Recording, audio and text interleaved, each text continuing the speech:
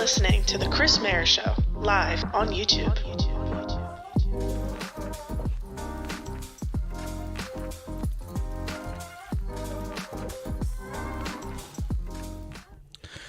I love that. I love that sound. That's just great. Welcome back, everybody, to The Chris Maher Show here on YouTube.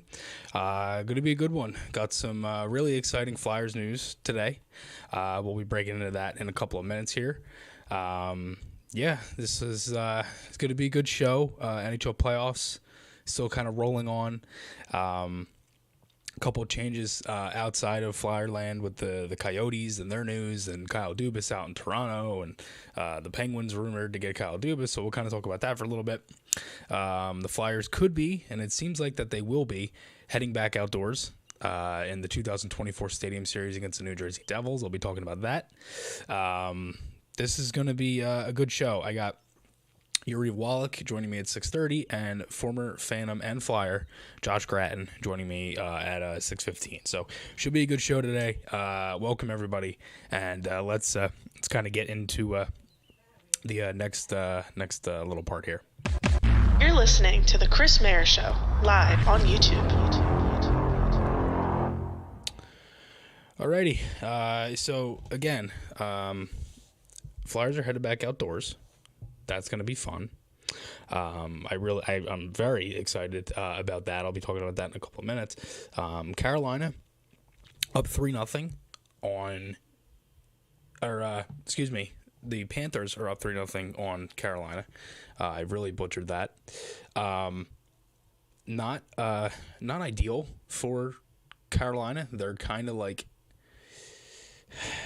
they're really not playing bad. That's kind of the one thing that to kind of keep in mind here is that the Hurricanes aren't playing bad hockey, and it's actually been a pretty fun series to watch. I've enjoyed a lot of it. As for the Vegas and Dallas, again, every game besides Game 3 last night has gone to overtime. It's been pretty interesting, especially too because Carolina, they've had some good games. They've kind of been in the mix of they don't have that scorer, and they're missing some guys. So obviously that's part of it. Florida just looks insane. Winning another tight game. Bobrovsky looks so good.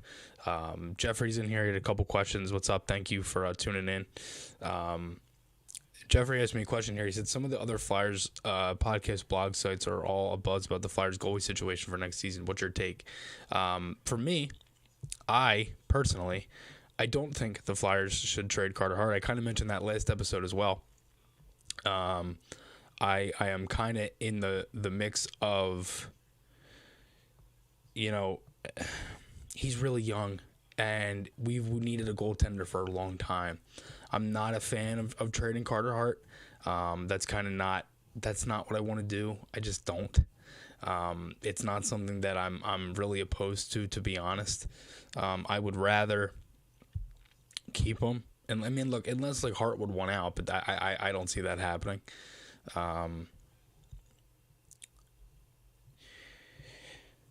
Jeffrey did mention here as well. He said, "What is the status of both Provorov and Risto, in your opinion?" For Provorov, see, I'm a little interested because Keith Jones the other day mentioned the blue line, and he talked about that a couple of times. The blue line being a main factor in essentially what the Flyers are going to be doing here. It's interesting because in the past couple of years we've had some different changes with our blue line, right? I mean, we had some other guys that come in and couldn't play. We had some guys, that actually exceeded expectations, I think, more of this season, especially guys like Sealer, guys like Risto. I think for me, personally, I would keep Ristolainen. I would keep Ivan Provorov. I think Travis Sanheim is going to get moved, and I think it's going to be at the draft. I'm curious to kind of see what happens because, Sanheim's deal it goes into effect July 1st. So it's going to be interesting to kind of see what happens. But overall, I think for now, we're kind of in the mix of trying to figure all that stuff out. So one thing I did want to mention here is the Flyers are going outdoors. They're going to be playing the New Jersey Devils in the Stadium Series 2024 at MetLife Stadium. That was per David Pagnotta this morning. There was a tweet from a couple months ago from Kevin Weeks. And again, I got Josh Gratton coming up in about 10 minutes here. You had the tweet from Kevin Weeks, and this was back in, I'm getting a call here as well. Dad, how are you? Well, how you didn't lead with this is beyond me. But lead with what? But lead your show. Start the show off with it. They're going to be playing outdoors. I did. That was the first thing I talked about. Oh, I'm still getting into it now. Yeah, what's up? No, I'm outside wasn't playing, so I missed like the first. I tuned in at 6:01. Well, there you go. You were talking Stanley Cup. Yeah, I had just mentioned it. So. All right. So here's the thing. Yeah. I think it's great. Mm-hmm. I think really they're doing it as well for. Listen, let's not split hairs. The Flyers are a struggling franchise, regardless of what you think. You know what I mean? Yeah. Ticket sales have shown that. Mm-hmm. But I think it's going to spark some interest. Okay, for the team, and hopefully, you and I can get tickets. Because that would be a sweet little. That would be fun game to go to. Yeah, for sure. Yeah, that would be awesome. Again, yeah. Now hold on. Go ahead. I just want to clarify that that's not going to count as our road game. Nah, no way. It's not a road game. Because we've done Jersey before, so Jersey would be the home team. So, you know what I mean? So, like, it's kind of like the same thing. We'll have to do too. Pick another road trip. Yeah. And listen, everybody, stop with the trade card nonsense. Seriously, you're a boob. If you think that they should trade Carter Hart. I'm sorry. I'm serious. Yeah, no, it's fair. I get it. Yeah. Imagine this kid with guys in front of him that actually play. Yeah, if they could score in front of them, they'd be a lot better. And let's see what happens next year. Let's not forget we got Coots coming back. Prior to last year, he's a Selke winner. Yeah. You know what I mean? So come on, the team is definitely going to be different. Now, do I think they're going to be a playoff team? Probably not. No. I don't think so either. But I don't think they're going to be in the cellar either. Right. Exactly. If they live up to their potential. Or play up to their potential, I should say. And, we'll see what happens in the draft. Maybe, like you're saying, with Sanheim. Yeah. Exactly. Because, that could be a deal. Yeah. He is one of the ones that's interesting, especially when, you got... It'll come to you. Yeah, it's interesting because you have his deal. His deal comes through. That's in July, right? Yeah. So it's interesting up until that point because you have so many different variables of kind of what happens with him and especially us because you're picking 7. If they trade that for some sort of move or if they keep it, I think he's going to keep it. I said before I think they should add another pick, so we'll see. We'll see what happens. Yep. All right, man. All right. Let me get done ordering the planks, and I'll go and enjoy the show. All right. I'll talk to you. All right. Peace. Say that. There he is. It's my dad. Anyway, Flyers taking on the Devils, 2024 Stadium Series. Let's chat about it. This is per David Pagnotta earlier. Was the official tweet. Kevin Weeks had it out on February 21st. He said, keep an eye on. I'm told there's a possibility of a potential Stadium Series game at MetLife Stadium next season that could involve New Jersey Devils as one of the teams.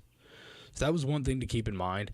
I had tweeted that day, Flyers Devils, ? And everybody was kind of calling me crazy. Well, it ended up being true, it seems like. And the Flyers are going to be playing the Devils at the Stadium Series at MetLife It seats like 82,500. It's going to be a fun time. I was not able to go to the 2019 one at the link with the Giroux overtime winner against the Penguins, so I would really want to go to this one. I've never been to an outdoor game for the Flyers outside of the Phantoms AHL Winter Classic in 2012. That was the first ever hockey game I attended. The Flyers all time are 1-3-1. They don't have the best record, but New Jersey's only played one and they lost. So we have a win at least. We're again 1-3-1, 2-1 overtime loss in 2010. The Winter Classic at Fenway against the Bruins. 3-2 loss at I hate talking about the 2012 Winter Classic because it was just we should have won that game. 2012 Winter Classic lost 3-2 to the New York Rangers. 4-2 loss in the Stadium Series against Pittsburgh in 2017, 50th anniversary year at Heinz Field, and then 4-3 overtime win 2019 versus Pittsburgh, and then we got absolutely our shit kicked in 7-3 to the Bruins at Lake Tahoe, which shouldn't even have been played. It should have been changed teams, and we shouldn't even have played that game. So that one is really hard for me to count, but it was an outdoor game, so you have to count it. Jersey lost 7-3 in 2014 at Yankee Stadium to the New York Rangers in the first year of the Stadium Series. Again, I got Josh Gratton here coming up in a couple of minutes. This is going to be so much fun. I mean, like, these outdoor games, they're fun because you get, New Jersey's possibly. I know that one year, the Lake Tahoe year, we wore the reverse retros. Obviously, they're done, so I would assume that we're going to be getting New Jerseys for this. Again, MetLife seats a lot, so it should be interesting. We'll see what happens.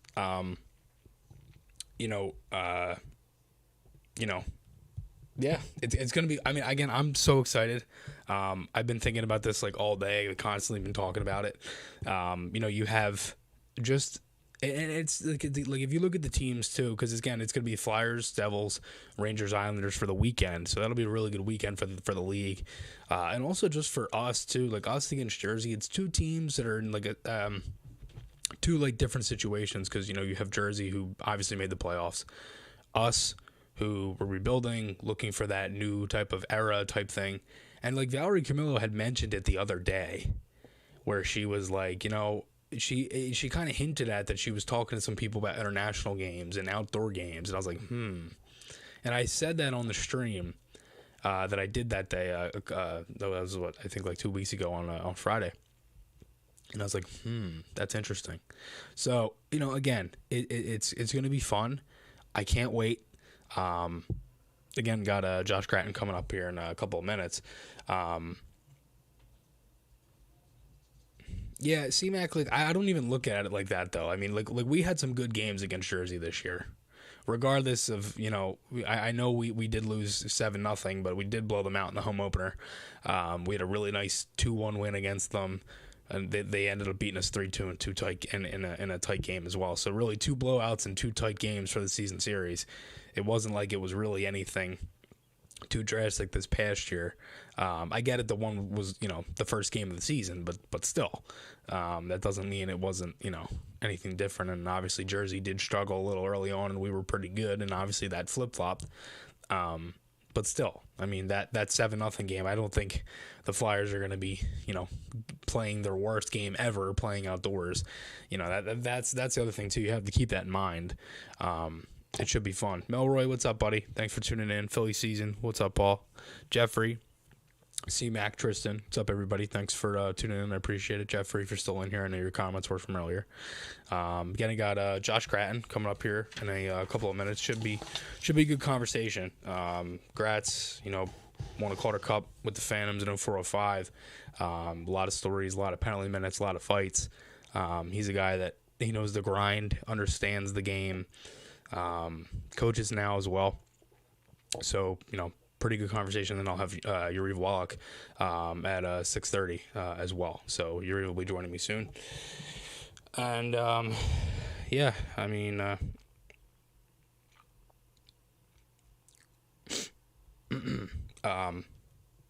yeah. Again, I apologize. Again, should be fun. Especially the outdoor game. I know some people were kind of like, why is it the Flyers type thing? Like for me, I just look at it like this. Like if you're a team and you're, kind of in that growing phase, I think it's pretty cool to get an outdoor game because, you're kind of, broadcasted right onto that stage. But again, as we get into the guest hotline, sponsored by Puck Cups, I'm getting my my sponsors mixed up. SeatGeek as well. You use code FLYERSMania for $20 off your order of $50 or more. And then the guest hotline, which Gratz will be joining me here on in a minute or two. Yeah, Jason, I am looking into the outdoor game. That is one that I do definitely want to do. I want to go bad. New Jersey, yeah. Eric, we'll be playing the Devils at 2024 Stadium Series in at MetLife Stadium. So that should be fun. I'm still waiting on Josh Gratton, so hold there for a second. Yeah, so again, I mean, it should be fun. You have the Devils, who are a team that's kind of in that mix from younger players, and here he is now, Josh Gratton. Let me switch this over. Hey, Josh, how are you? Good, man. How are you? Good. Thanks for doing this. I appreciate it. No problem. Anytime. Just curious, I was kind of just talking about you and your career and some of the things that you did and just, you kind of understanding the grind of that. It was kind of something that me and you were talking about yesterday. Just going off that, though, are there any favorite moments that you have as a Flyer? There's plenty. First game, playing in the NHL, the first game was always good. First NHL fight, but just a day-to-day lifestyle of learning how to be a Flyer was what I loved the most. Just living there with the fans and everything like that was awesome. Yeah, for sure. And just kind of going off that too. I mean, you have obviously it's different now with the Flyers. You're in a rebuild. You're kind of changing everything. We knew, obviously yesterday we were kind of talking about this behind the scenes, but are you a fan of the Danny B and Jonesy hires, and what are some of the things that you kind of think that they can kind of implement into the team now? Yeah, both are hungry and both have been around for a long time and earned their stripes. From Danny, from being such a small player, a late draft pick, and grinding his way through Buffalo and making a name for himself in Phoenix, and then following it up with a big contract in Philadelphia. He's earned everything that is given to him. So yeah, that's gonna seamlessly transition into the GM role, and everyone respects him. And Keith Jones, he was around in the Flyers area with Lindros and Redberg and LeClaire and all those guys. So he knows what it's like to be a Flyer when it was grind, tough hockey back then. So I think those two in the eras they're in coming together as a team. I think the Flyers with Tortorella, they're trending in the right direction, and they got some good young players. I think a rebuild is necessary, but it's got to start from the top, and that's I think they've kind of realized that now.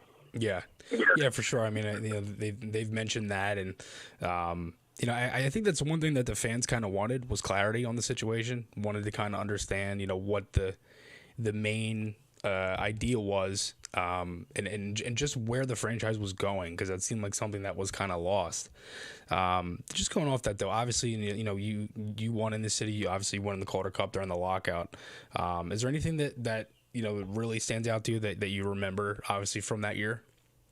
Just that was when I got taught to be a pro. John Stevens, Paul Holmgren, they groomed all the young guys like that and taught you how to be a pro and what it was like to be a Flyer, tough and come into the rink, day-to-day grind, working. When you come to the rink, you come to work, but away from the rink, you're allowed to have fun, and we learned what a team was. I think about 15 players from that lockout season, Calder Cup went on and had great NHL careers and pro careers. So they obviously taught everybody something right that year, because we, for not just one, but we learned how to be pros and learned what it was like to be a teammate for myself anyway. And I'm still friends with all those guys to this day. So it was a special bond, and that was built by the chemistry and culture that Paul Holmgren, John Stevens, Craig Berube built. And I think that's kind of what Danny Briere and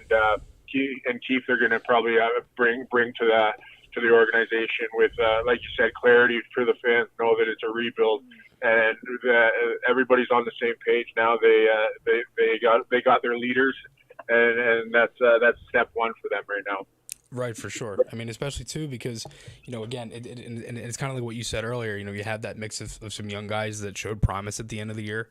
Obviously, there's still some holes, but is there anything that for you that you think that the Flyers need, or anything that they should maybe try to go out and get, and maybe this summer or maybe into next year? I think they got to go a little younger now. I think that they got some leadership. Lawton's a good leader. Probably will end up being the captain, in my opinion. He's the captain in a sense right now, but without the C. But yeah, for the most part, I think they just load up on draft picks and do the rebuild properly instead of rushing it. And I think that Danny Briere knows that. And I think coming, their decor solid. You good young players. That Sealer's tough guy. Plays hard. Good young potential right there. And then the draft pick Cutter, I think is his name. The first rounder. Cutter Gauthier. Yeah, Cutter Gauthier. He's got a lot of promise too. I think I liked watching him this year. I think he's not far away to stepping in and helping them out. So they got some pieces coming in. I think they just get some more draft picks and build it from within their system, rather than going out and trying to trade and moving picks and doing the rebuild that way. Right. Yeah, for sure. I mean, and just kind of like what you were saying, similar to 04-05, the Flyers kind of did that a little differently, after 06-07, and went out and, got all the guys from free agency like Danny B, Tiemann, Scott Hartnell. They made all those different moves. One thing that you said there that I wanted to touch on was the captaincy. Torts had mentioned at the end of the year that there was going to be no captain for this upcoming season, 2023-24. At that time, it seemed a little weird because it was, towards the end of the season, and there wasn't, it seemed like that could have been like an off-season thing to be addressed. And I talked with one of your teammates from that 04-05 team, Riley Cote, and he was kind of saying the same thing, that that seemed like something that you could have kind of waited and maybe did that at exit day or something like that. I'm just curious, is that something that you would agree with? Like maybe you kind of push that off and might maybe wait? Because I think at the same time, it's not like the Flyers don't have any leaders in that room, but, you also want to find the right guy for it, and you don't want to rush that type of thing, if that makes sense. Yeah, I think, in my opinion, and what I would have done is probably just wait it out and see who comes up as a leader. It doesn't have to be, maybe they don't have to have a captain next year, but coming out and saying that, it kind of just puts a cloud over everything, and question marks the situation even more, in my opinion. But again, Torch knows what he's doing. He's been around a long time, and maybe he's just trying to light a fire up on a couple guys to step up and be leaders, but in the way that he wants it. So right. He could have probably went about it a different way, but you know what? He's been around a long time, so I'm not one to judge what he's doing. And he's the coach, and he's the one who's got to make those decisions, and they're not easy decisions. So I'm sure he doesn't take that lightly, obviously. Right, for sure. And again, like he seems like the perfect guy for this. He seems like the guy that, if there's a situation, and it's kind of been talked about already, if, something happens from up above, or if there's a conversation that they'll tell the Comcast people like Valerie Camilo, Dan Helford, he'd kind of get out of the room type thing. So again, kind of like what you're saying, like he seems like that type of guy. Just kind of going off this though, like, for you and just your career, who's the toughest guy that you think that you fought? I was looking at hockey fights earlier, and there's a lot, but is there any guy that, sticks out to you? Well, George the Rock was a beast, but I would say I had good fights with Darcy Hordichuk. He knew how to throw him and could take a punch. So there's so many. Brian McGrattan, everyone could have beat someone and knocked someone out on any given night with the size and skill of their trade at that point. But I always respected the guys that played hockey and fought for the right reasons, and most of those guys all do it. The guys that back in the day, they got weeded out pretty quick if you couldn't play the game. So I always appreciated it. It was a hockey first mentality, and then if fights fire up your team or protect your teammates, that's one thing. But I wasn't a big into the stage fights or whatever it is. But right. Again, all those guys, everybody was making a living doing what they did, and it wasn't an easy living for anyone that did that role. But my hat's off to everybody that drops their gloves even once. Skilled guys, doesn't matter. You're sticking up for your teammates. You're showing compete and leadership, and guys appreciate it whether you win or lose. You're showing up, so it's a respect factor for me. Right, for sure. And just kind of going off that, you mentioned respect. Is that kind of something that you think that maybe the game doesn't have now, or is that something that there's just not as much fighting because there's so much skill? I think the skill is kind of taken over, most definitely, but there's always room for fighting in the right ways. I think the grinding part of the game, it's so fast now that if you can't skate, you can't play, and everybody's worried about the skills and everything. But come now playoffs, it's grind and not so much fights, but lots of hits, and there's still room for that in the game. It's just the skill is so fast, and the kids are so quick and skilled now. It's really tough to argue about the entertainment of the game now. Right. Yeah, for sure. I mean, and like just going off that too, just with the playoffs we're having now. Have you caught any of the games? I know you're coaching, but yeah, I watch for the most part. Our season's done, but I watch pretty much all the games. But it's Florida, the way they're playing, they're fun, explosive team, man. And Vegas too. They're John Stevens. I always watch him. I'm always rooting for him. He was a big mentor of mine. So I hope Vegas wins when it comes to that, just for his sake. Right. Yeah, I hear you. Just going off it's kind of a different question. It's not really Flyers, but you played in Phoenix for a bit. Obviously, their arena doesn't, that wasn't approved, and the Coyotes they could be moving at some point, maybe after this season. Do you have a thought on that and kind of their whole situation, and just from you playing there and stuff like that? Yeah, when I played there, it was the fans weren't that good. The fans were good; they were showing up. It was just there wasn't many people in the building. Right. And I think time is up for Phoenix. There, unfortunately, it doesn't work out. The new rink might have saved them, but I personally think it's time for them to relocate. I think it would be better for the league. It would be maybe put them in a Canadian market for the NHL revenue and stuff like that. But unfortunately, it just hasn't worked out, and now their top picks aren't signing. They're going back to college. Just it's kind of a house of cards waiting to fall there, in my opinion. Yeah, for sure. I mean, especially too because you haven't really been able to kind of build any of this because the building's been so far from any part of the main city, right? I think when you played, that was around like 2008, 9-ish. So at that time, it was probably like at least like an hour out of the city, right? Yeah, it was terrible. It was in Glendale, Arizona. So we all lived in Scottsdale. Practice rink was in Scottsdale. It's about 45-minute drive, sometime an hour on a game day with traffic. So and the fans didn't want to go there and drive all that way and have to drive home after maybe having a couple beers or going out for dinner, whatever it is. You're an hour and a half or an hour away from where you live and where most of the population was living at the time. So right.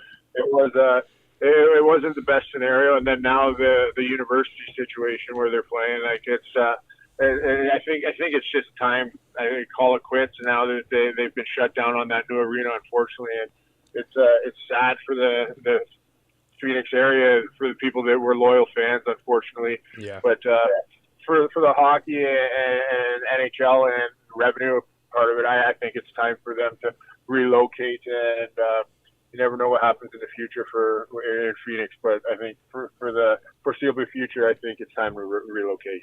Yeah, I hear you. Josh, this has been great. Thanks so much. I appreciate it.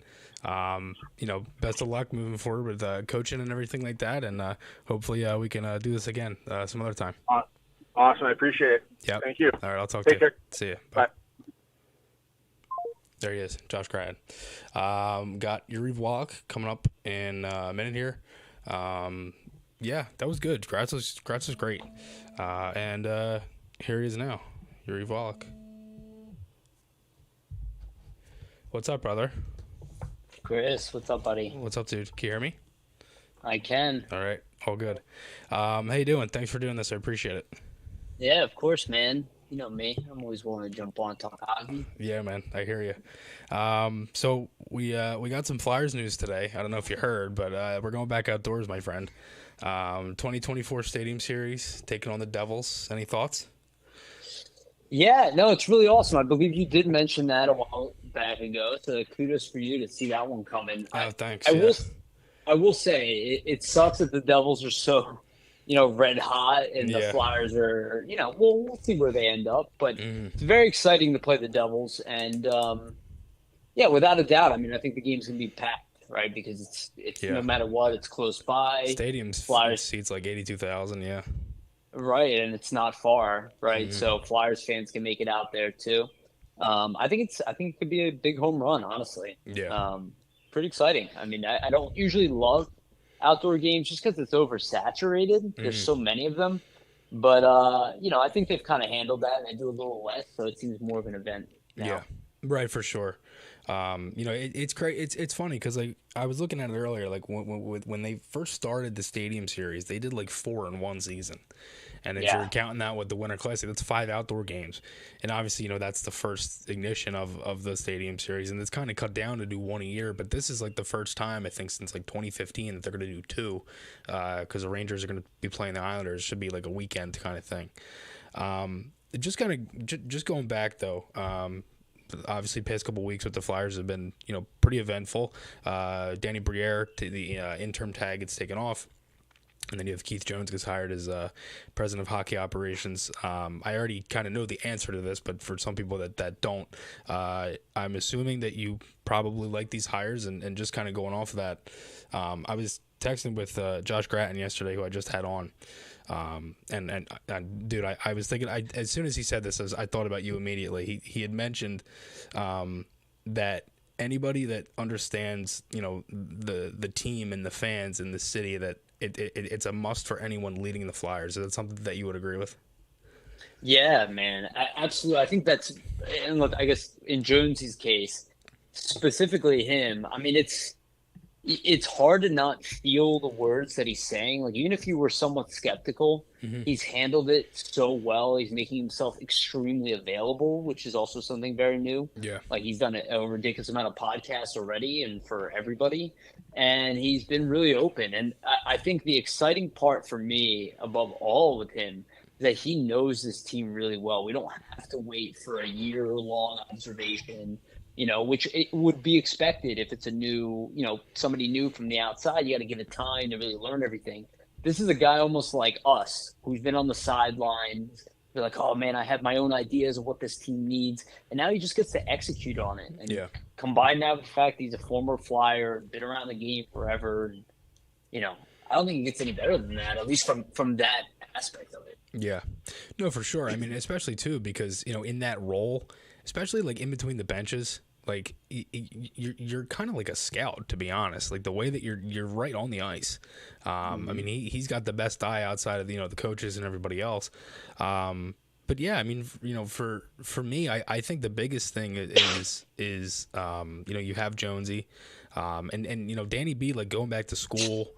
All that stuff that all that factors in, and I just think for now, like having guys that understand the team and the city, because obviously me and you have talked about this, outside of off the record, of just we kind of both are in the same boat on the whole, just because they're a former Flyer, that doesn't mean they don't really know anything type thing. And I personally don't believe that. I know you don't as well, and I've heard you talk about it on your show as well.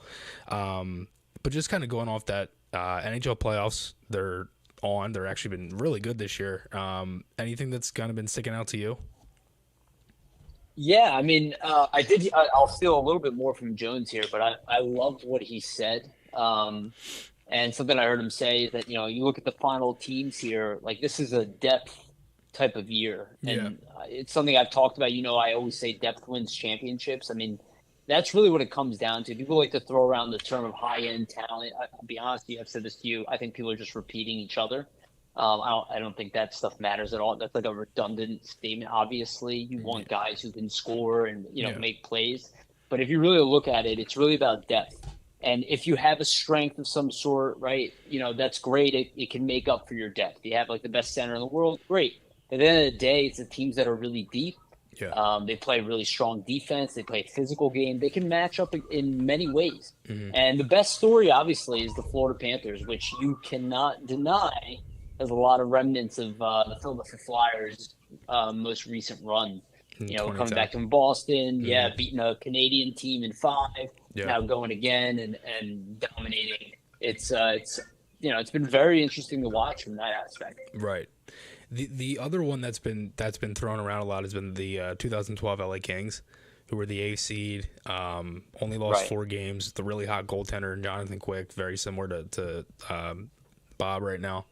So yeah, I mean, for sure. And it's funny because everybody's been talking about how it always happens. It's pretty much every team, but it's like everybody who sees guys like Gudis and Cousins and Bob, obviously former Flyers that are doing well, it's like, oh, why did we get rid of them type thing.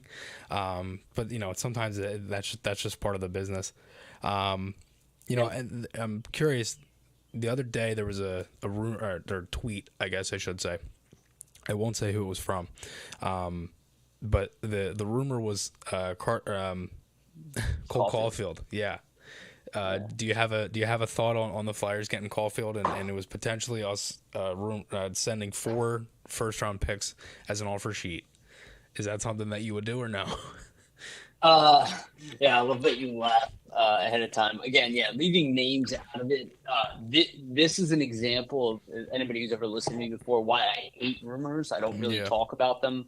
I usually put them down and laugh at them, and this is kind of an example of that. It's our job as like even shitty media, people like lower end peasants. You're supposed to be able to discern the real from not. And something like this, like it's sorry to break it to people, but a guy that you passed up in the draft, and you're in a rebuild time, the idea that you would give up 4 consecutive first round picks in a time where you're trying to add depth and find more high end talent to your organization, it's an asinine assumption completely. I also did see the rumor out there that it was going to be Carter Hart for Cole Caulfield. Value wise, that makes a lot more sense. But again, I'll be honest with you, if you guys actually listen to Keith Jones and Briere and ignore the other people, and this rumor comes out of Montreal, so why they would know what we're doing is beyond me. So you look at what's out there and you look at what these guys are going to do. The idea they're going to move a young goalie entering his prime is extremely unlikely. Especially with comments like Keith Jones is saying where he's planning on building from the back end out. Yeah, it just doesn't seem very likely. Let's put it that way. For sure. And it's interesting. Like when Jonesy mentions that, I think to myself that I don't know if they're going to be moving any guys on D that we were expecting, like Provorov or Sanheim. I've said Sanheim for a little bit. I think that I've said for a little that I think there's going to be a specific move that happens that's like we're not going to expect it type thing, and it's not going to be something that's like everybody kind of thought of. I do think the Flyers are going to add another first rounder outside of 7. I don't know if it's above 7. That would be really nice, but that would be a lot of strings to pull if you're Danny Briere. The other thing that's part of this too, a lot of people have said to move Konechny, and for me, I personally don't agree because it's like we've kind of been waiting to see Konechny do this, and I know he did it one season, but it seemed like that might have been. It was certainly the start of it, but now that he had this good of a season, and he would have had more points. I believe he ended with 59. He would have had more, but is Konechny a guy that for you that you build around, or somebody that you try to move to kind of make this for the Flyers to get younger? Because Briere has mentioned get younger and all that stuff too. Yeah, look, when I think he means get younger, I don't think he's talking about anybody in their mid-20s. Yeah, I agree. That is considered young at the NHL level. He is a guy who's entering his prime, still has a way up. And, for all the crap we get about the Flyers drafting, this is an end of the first-round pick. This is an absolute home run so far with Travis Konechny. There is a world I would move Konechny, but it would have to be, quite frankly, an overpayment, right? Like, it would have to be either I'm getting exactly what I want, and the value is like, look, yeah, we're moving Konechny, but we're getting like this, and we can build around this, obviously. As I guarantee, and people don't really think about that. They want the shiny new thing. Like, there's a lot of times where that's just not going to pay off. Yeah, it could work out. You look at the Flyers trading Jeff Carter and Mike Richards and getting amazing value in return. You think about Couturier, Voracek, Simmons, Braden Shen, you know what I mean? Nick Cousins, Stolars. These are all guys who came from that trade. Yeah. But if you look at the end of the day, the teams that got those better players, or at least at the time, they won championships. The Flyers did not. They never even hit that point again. Right. So there's no guarantee this guy's going to do that. I also don't think this, hey, the Flyers aren't going to be good for the next 5 years thing is also real. Oh, I don't believe that either, no. Yeah. It's an incremental build. Yeah. So unless it's a home run no-brainer, if it can bring me a top 5 pick in the draft, something like, wow, like this is going to here's my Konechny replacement. It's all good. Right. And honestly, I throw you mentioned Provorov. That's exact same type of boat. Like, okay, you want Provorov, give me a 21-year-old Provorov then. Mm-hmm. Give me one that I know I can build around as a top pairing defenseman. Otherwise, what is the point of this conversation? I hear people talk about late first-round picks. I don't care about any of that stuff. That is not enough to move the needle to move one of your better players in their mid-20s. So when I hear older players, I hear people might not like this. I don't think he's moving anywhere at all. But Scott Lawton, Rasmus Ristolainen, these guys are closer to 30s. I would start there. Hayes, obviously JVR is gone. Cam Atkinson, Nick Seeler, any of these guys who are around 30, I think they're actually the highest to look at when you talk about getting younger. Right. And regardless, if the Flyers don't do anything this offseason, they're already going to be younger next year. Yeah. So that's happening regardless. Right. I mean, especially too because I don't think we're going to be hitting the free agent market. It doesn't like the timeline of it just doesn't make any sense for us. I know the one in, I believe it's 2024 or 5. It's either next year or the following year, like 2 years down the line. It's like an insane free agent class. It's like there's a few guys in there that are like, holy smokes. But just kind of going off that, like, and again, kind of like what you were saying, younger, like, especially if Gauthier ends up working out at some point and ends up, well, I shouldn't say ends up working out. I think he will work out. I think what I mean is more of just, comes in and has that immediate impact. Similar to like, say a guy like Matt Boldy or something like that just comes in and lights the league up. And the Flyers have a chance to get another guy like that at 7. Who's your pick at 7 for this year? Who's my pick at 7? Honestly, it depends who's available. I really want, this, Chris, we talked about it. I really want a puck possession player, but with size. Like guy like Benson is really interesting, but again, because of his size, I don't know. Again, it's changed, right? But it doesn't mean this guy can't be an elite number 1 center. I don't know these players as well as scouts do, right? We'll see coming closer to the draft. But I really want a high impact puck possession player, like the Ryan Leonard. Cool, I'd be happy with that. I'm not going to be upset. Yeah, but Dvorsky, unless Mitch Cobb is available, right? Like a scoring winger. But really, really, Will Smith is on top of my list. Dvorsky's on top of my list. Yeah. And I'm open to it though. I've kind of moved away from the past, and I brought this up on my podcast. Mikko Rantanen. Nobody knew he was going to be a 50-goal scorer in the league. Yeah. They knew he was going to be a good player. Me and my dad wanted him. Yeah. But my point is around that range. You look at Matthew Tkachuk, this 5 to 10 range. It has a lot of potential top players in the league. Right. I just want to make sure we hit one. Yeah. And that's really it. My attitude is best player available. Character matters, but best talent, highest talent level available. Right. And I think no matter what, we're going to walk away with something good. Yeah, I do too. I mean, you don't want to look at one of these couple of years and then have the the Pavel Zacha pick out of all this. So this last question is actually it's kind of like a game, to be honest. It's a Flyers edition of Would You Rather. It's kind of something fun that I thought of as I was doing notes earlier.